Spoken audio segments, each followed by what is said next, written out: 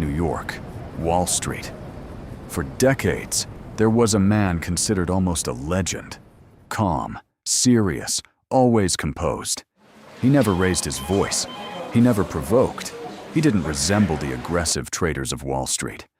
And perhaps that was his most dangerous quality. His name was Bernie Madoff, and behind the image of the successful investor hid the greatest financial fraud in history. A fraud worth tens of billions of dollars.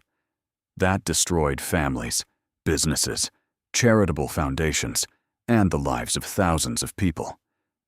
But the most shocking thing is not the scale of the fraud. It is the fact that, for years, almost no one stopped him. Bernie Madoff was born in 1938 in the United States. He starts his investment firm in the 1960s. And very quickly, he builds a reputation as a Wall Street genius. His company grows, his clients multiply, and he himself gains enormous influence.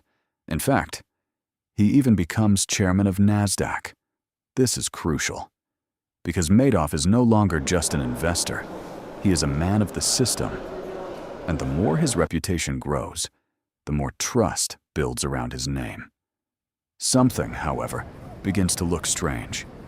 Bernie Madoff's investments appear almost perfect. Steady returns, minimal losses, almost no major downturns. Even when the markets struggle, his clients keep making money. And this makes more and more investors want in. His fund becomes exclusive. He didn't accept just anyone. And this creates a psychology of luxury. People believed that if you were inside the Madoff fund, you belonged to the chosen ones. And somehow, the fraud begins to grow into something enormous. In reality, Bernie Madoff invested almost nothing. Instead of generating real profits, he paid old investors with money from new investors. The classic Ponzi scheme. Charles Ponzi had done something similar decades earlier, but never on such a scale.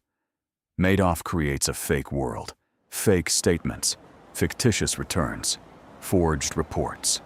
And for years, the system works, because as long as new money keeps coming in, the fraud survives. And here lies the most shocking part of the story. There were people who suspected something was wrong. One of them was financial analyst Harry Markopolos. For years, he tried to warn the U.S. Securities and Exchange Commission. He sent reports, analyses, mathematical evidence. He argued that Madoff's returns were practically impossible. But the warnings were ignored. Why? Because Madoff had an enormous reputation, enormous connections, and no one wanted to believe that such a respected man could be deceiving all of Wall Street. And then, 2008 arrives. The global financial crisis. Markets collapse. Investors panic. And suddenly, many of Madoff's clients demand their money back. Enormous sums. But there is a problem. The money doesn't exist because there were never any real investments. The system begins to collapse within days, and Madoff realizes the end is near. In December 2008, Bernie Madoff confesses to his sons that the entire operation is one big lie. His sons are shocked, and shortly after, they report him to the authorities. The arrest happens quickly, and Wall Street freezes. When the scale of the fraud is revealed, the world cannot believe it. Tens of billions of dollars had vanished. But behind the numbers, there were people, retirees, who lost all their savings, charitable foundations that collapsed, families that were financially destroyed, and in some cases, people were driven to suicide following the revelation. Madoff's fraud didn't only destroy money, it destroyed trust. Madoff is sentenced to 150 years in prison, and from a Wall Street legend, he becomes a symbol of financial greed and regulatory failure. The case sparks enormous debate. How did the regulatory authorities fail? Why did no one conduct a serious audit? How dangerous is blind trust on Wall Street? And the most terrifying part, The fraud lasted for decades. The story of Bernie Madoff is not simply the story of a con man.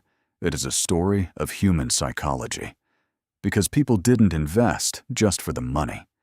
They invested because they wanted to believe that someone had found the sure way, that there was a safe path to wealth. And perhaps that is the most dangerous element in every financial bubble. Not greed, but the human need to believe that someone knows something the rest don't.